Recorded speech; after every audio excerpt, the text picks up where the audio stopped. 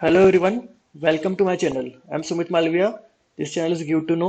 आज मैं आपको बताने जा रहा हूँ कि यदि आप एडी कोड के लिए अप्लाई करते हैं और किसी रीजन से आपका पीएफएमएस रिजेक्ट हो जाता है तो हमें फर्दर प्रोसेस क्या करना चाहिए और हमें उसे कैसे अप्रूव करा सकते हैं। ठीक है। तो क्या होता है कि जब भी हम एडी कोड अप्लाई करते हैं तो एडी कोड के साथ हमें bank account export promotion incentive bank account for export promotion incentive भी अप्लाई करना होता है ना। तो जब हम इसे अप्लाई करते हैं तो कई बार यहाँ पर कस्टम स्टेटस है, कस्टम तो अप्रूव आ जाता है, बट स्टेटस एट पीएफएमएस ये जो होता है रिजेक्ट हो जाता है, जिसके कारण कि आपका जो रिफंड होता है, आईजीएसटी का जो रिफंड होता है या ड्यूटी ड्रॉबैक होती है, वो कस्टम के पास ब्लॉक हो जाती है और आपके अकाउंट में क्रेडिट नहीं हो पाती। तो उसके लिए मैं आपको सोल्यूशन बता रहा हूँ कि आप अपन क्या कर सकते हैं। और आपको किसी भी तरह की सर्विसेज चाहिए तो आप हमारे नंबर 7000110950 पे कॉल कर सकते हैं।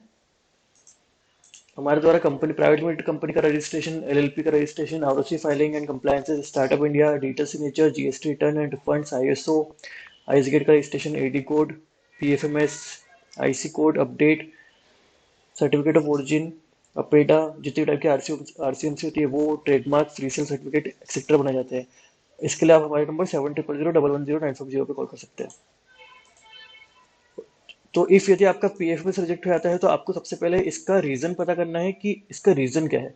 तो इसके लिए आपको सबसे पहले आइसगेट की साइट पे जाना है।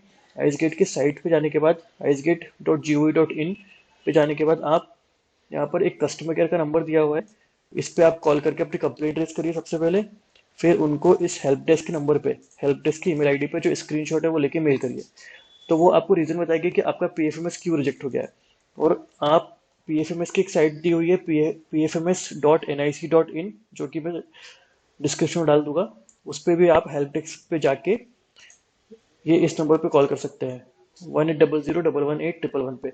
तो इससे भी आपको पता चलेगा कि आपका रिफंड क्यों अटका हुआ है। और रीजन भी मैं आपको बता देता हूँ कि क्या रीजन के कारण एरर कोड क्या क्या होते हैं और हमें क्या करना है। सबसे पहले तो देखिए, पब्लिक नोटिस है ये, जवाहर नेहरू कस्टम, मतलब मुंबई नवासी का है ये। IGST refund not disbursed due to PFMS error. तो पीएफएमएस एरर के कारण यदि आपका आईजीएसटी रिफंड डिसबर्स नहीं हो पाता है तो इसमें आपको बताया गया है कि आपको क्या करना है। ठीक है। यहाँ पर सारी प्रोसेस दी हुई है। तो यहाँ पर इनने एरर कोड मेंशन किए हुए हैं। इन केस ऑफ, जैसे कि आप फ्रेश रजिस्ट्रेशन और चेंजेस करते हैं तो आपको रिक्वेस्ट लेटर टू डीसी, मतलब डिप्टी कमिश्नर, और EDA for registration to IFSC बनाना है। Account detail verified by concerned bank, exporter letter head होना चाहिए, आईसी की कॉपी होना चाहिए, पैन कार्ड होना चाहिए। In case of cancellation of earlier account, registration of the new one, तो all of the above document लगेगी जो ऊपर दिए गए हैं। NOC from exporter bank, NOC from bank लगेगी। ठीक है। अब इसमें यदि कोई एरर आता है तो एरर के बारे में बताया गया है। सबसे पहले TBE0001, तो ये है error in regard reading file, file in mail form और फेल्ड ड्यूरिंग स्कीम वैलिडेशन। तो इसमें जो रेक्टिफिकेशन है वो एप्लीकेबल नहीं हो रहा है। यदि आपको ये वाला एरर आता है तो इसमें आप रेक्टिफाई नहीं कर सकते।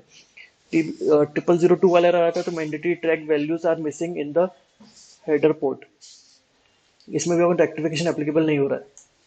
थर्ड वाला, यदि एरर आता है इनवैलिड बैच फॉर्मेट, इसमें भी आप रेक्टिफिकेशन, मतलब इसमें रेक्टिफिकेशन का मतलब ये है कि आप सुधार नहीं कर सकते। डुप्लीकेट बैच आईडी मिल रही है या message ID not not allowed मिल रहा है तो इसमें भी रेक्टिफिकेशन अलाउड नहीं है। इनवैलिड एसएससी टाइप आ रहा है, TB0006 TB0005 आ रहा है तो इसमें भी रेक्टिफिकेशन नहीं कर सकते। यदि TB0006 आता है तो इसमें क्या हो रहा है, ये बोल रहा है कि SSC code, location code, SSC type, source already existing PFMS, जो आपका एसएससी कोड है, लोकेशन कोड है, वो ऑलरेडी एग्जिस्ट कर रहा है। The validation will be not applied for update and delete type request applied for ICEGATE can be modified ACAC. तो आप इसको सबमिट अगेन करके इसको मॉडिफाई करवा सकते हैं।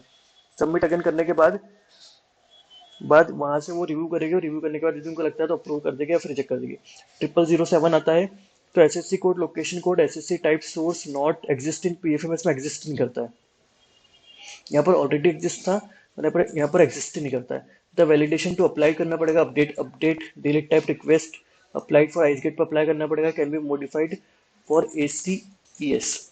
ठीक है। यहाँ पर सबमिट अगेन करना पड़ेगा। यदि यदि 0008 आता है रिजेक्टेड बाय बैंक, मतलब बैंक में जो गया था, bank account number is invalid, bank ने रिजेक्ट कर दिया है, तो check the bank account number for the correctness and submit correct detail. ये क्या बोल रहा है कि आपको बैंक के अकाउंट की डिटेल चेक करना है, उसको सबमिट अगेन करना है। TB0009 आता है तो अब bank name is not as per PFMS bank master, जो पीएफएमएस का मास्टर रहता है उसके अकॉर्डिंग बैंक का नाम सेम नहीं है। तो नॉट एप्लीकेबल यहाँ पर आप इसको रेक्टिफाई नहीं कर सकते। मैं acquire only with other error, मतलब इसको रेक्टिफिकेशन नहीं किया सकता। यदि 10 एरर आता है तो bank account detail have not been provided, bank account check the account number correctness submit correct detail, मतलब जो बैंक का अकाउंट नंबर है करेक्ट वो आपको प्रोवाइड नहीं किया गया है। 11 आता है तो mobile number should be 10 digit only होना चाहिए, ये भी एप्लीकेबल नहीं है, रेक्टिफिकेशन नहीं कर सकते। टीबी 12 आता है तो invalid value of location code, inform DG, director general को इन्फॉर्म करना पड़ेगा, सिस्टम डीजी सिस्टम को इन्फॉर्म करना पड़ेगा रेक्टिफिकेशन के लिए। ऐसे ये एरर कोड आते नहीं है, यदि आते आते हैं तो इसके बारे में बताया गया है कि क्या अपन उसमें रेक्टिफिकेशन कर सकते हैं। 13 आता है तो इसमें invalid value of division code, inform the DG systems for the rectification. TB 14 आता है तो invalid value of purpose, it should B A/UPD, ये भी नॉट एप्लीकेबल है। यदि 15 कोड आता है invalid IFSC code, submit the IFSC code for the correctness and submit correct detail, तो आप इसमें अपनी फिर से रेक्टिफाई करने के लिए फिर से रिसबमिट कर सकते हैं। और टीबी 16 आता है, ये जो आपको एरर कोड है ये आप जब आइस गेट पे कॉल करेंगे तो आपको मेल के थ्रू पता चलेगा कि कौन सा एरर कोड आ रहा है। TB 16 rejected by bank account number does not exist bank, मतलब बैंक अकाउंट उसमें एग्जिस्ट नहीं करता है। वैसे और भी एरर कोड दिए हुए हैं इसमें। TB 70 rejected by bank, account close हो गया है।